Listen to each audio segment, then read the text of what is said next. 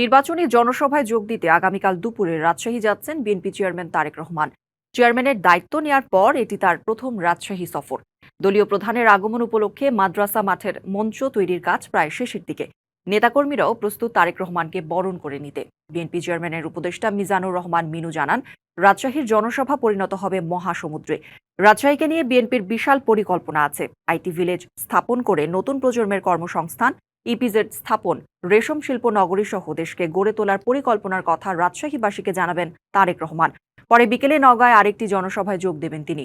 নওগাঁর জনসভা শেষে বগুড়ার উদ্দেশ্যে রওনা দেবেন তারেক রহমান। আমরা আশা করছি রাজশাহীতে একটা বিশাল আইটি ভিলেজের মাধ্যমে নতুন যুবশক্তিকে কর্মসংস্থানে নিয়ে যাওয়ার জন্য, আর সেই সঙ্গে রাজশাহী সেই হারিয়ে যাওয়া সিল্ক শিল্প নগরী গড়ে তোলা। আমরা চাই যে এদের সংখ্যাগরিষ্ঠ নিউ জেনারেশন এবং সবাই কর্মসংস্থান হোক। এত বছর পরে এই নেতাকে আমরা কাছে পাচ্ছি, ফলে আবেগের সাথে উচ্ছ্বাস, উদ্দীপনা, উজ্জীবিত ভাব সকল পর্যায়ের নেতাকর্মী এবং সকল সাধারণ মানুষের মাঝে সংক্রামিত হয়েছে। তারেক রহমানের সফর ঘিরে রাজশাহীর প্রস্তুতি নিয়ে মাদ্রাসা মাঠ থেকে সরাসরি যুক্ত হচ্ছেন সহকর্মী সৌরভ হাবিব। সৌরভ, তারেক রহমানের সফর ঘিরে প্রস্তুতি কেমন দেখছেন? নিরাপত্তা ব্যবস্থা নিয়ে জানাবেন এবং কি বলছেন অন্যান্য নেতাকর্মীরা, সব মিলিয়ে জানাবেন একটু। কৌরি, একেবারেই প্রস্তুত রাজশাহীর ঐতিহাসিক মাদ্রাসা মাঠ। 21 বছর পর তারেক রহমান আসছেন এবং 2004 সালে তিনি যখন এসেছিলেন তখন তিনি বিএনপির সিনিয়র যুগ্ম মহাসচিব ছিলেন। এবার কিন্তু তিনি দলীয় প্রধানের একবারে চেয়ারম্যান পদবি নিয়ে কিন্তু রাজশাহী আসছেন এবং এটার চেয়ারম্যান হিসেবে প্রথম সফর, যেখানে নেতাকর্মীরা কিন্তু একটা বাড়তি উৎসাহ উদ্দীপনা কাজ করছে এবং বিশেষ করে যে আগামী সংসদ নির্বাচন, এই নির্বাচন উপলক্ষে তারেক রহমান বেশ কিছু নির্বাচনী দিক নির্দেশনা এবং এই এলাকার উন্নয়নে বেশ কিছু প্রতিশ্রুতি দিবেন, সেই বিষয়গুলো নিয়ে কিন্তু কথা বলবেন, যে কারণে সবাই কিন্তু উচ্ছ্বসিত হয়ে আছেন।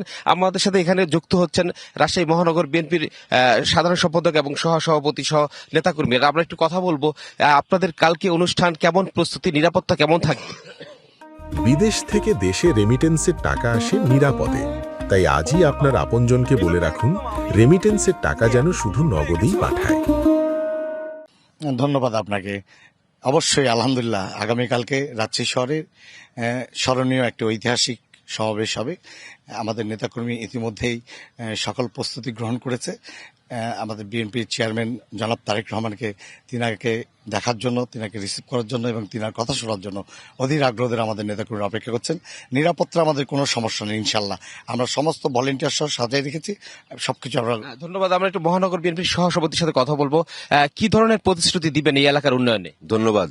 আসলে বরাবরের মতন আমাদের রাষ্ট্রীয় পরিচালনা আমাদের দেশনেত্রী বেগম খালেদা জিয়া 91 থেকে 95 এবং 2001 সাল থেকে 2006 সালে রাজশাহীর সকল উন্নয়ন দেশনেত্রী বেগম খালেদা জিয়ার সময় হয়েছে। ইনশাল্লাহ আগামী দিনে তরুণ তরুণী এবং আবাল বৃদ্ধা শিশু কিশোরের সমন্বয়ে যে সমাবেশ হবে, লক্ষ লক্ষ মানুষের সমাবেশ, সেখানে তারেক রহমান সাহেব রাজশাহীর উন্নয়নের বিষয়ে তিনি সর্বোচ্চ উন্নয়ন করবেন বলে আমরা আশাবাদী, রাজশাহীর মানুষ আশাবাদী।